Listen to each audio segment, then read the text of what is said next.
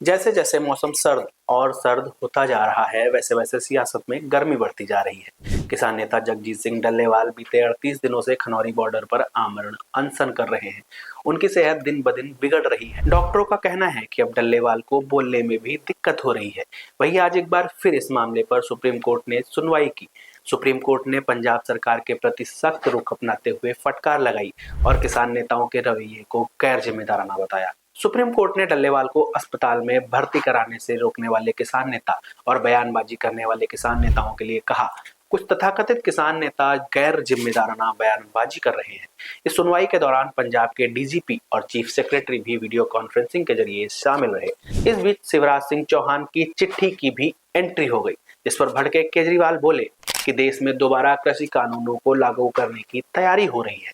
दिल्ली के पूर्व मुख्यमंत्री अरविंद केजरीवाल ने बीजेपी पर निशाना साधते हुए कहा कि 3 काले कानून केंद्र सरकार पिछले दरवाजे से दोबारा लागू करने की तैयारी कर रही है।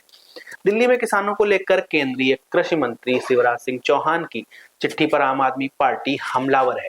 पार्टी के राष्ट्रीय संयोजक अरविंद केजरीवाल ने कहा कि पंजाब में किसान कई दिनों से धरने और अनिश्चित अनशन पर बैठे हैं। इनकी वही मांगे हैं जो केंद्र सरकार ने 3 साल पहले मान ली थी, लेकिन अभी तक लागू नहीं की। शिवराज सिंह चौहान ने दिल्ली की मुख्यमंत्री आतिशी को लिखी अपनी चिट्ठी में कहा है कि दिल्ली की सरकार किसानों के प्रति बेहद उदासीन है।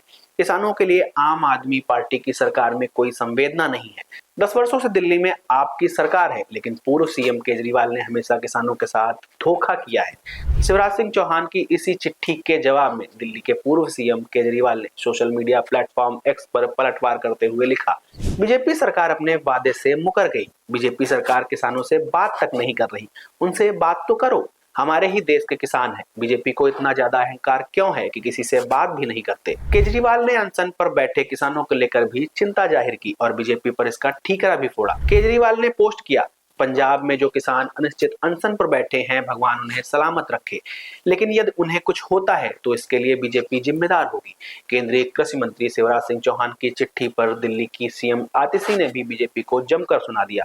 आतिशी ने पोस्ट किया कि बीजेपी के लिए किसानों के बारे में बात करना वैसे ही है जैसे दाऊद अहिंसा पर प्रवचन दे रहा हो। आतिशी ने कहा कि जितना बुरा हाल किसानों का बीजेपी के समय में हुआ, उतना कभी नहीं हुआ। पंजाब में किसान आमरण अनशन पर बैठे हैं।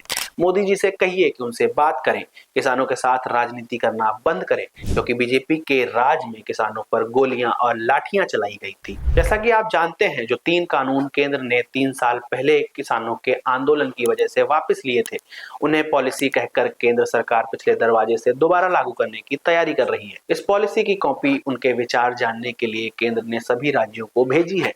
तो आगे आने वाले वक्त में मोदी सरकार क्या करने वाली है, इसकी भनक तो आपको लग ही गई होगी।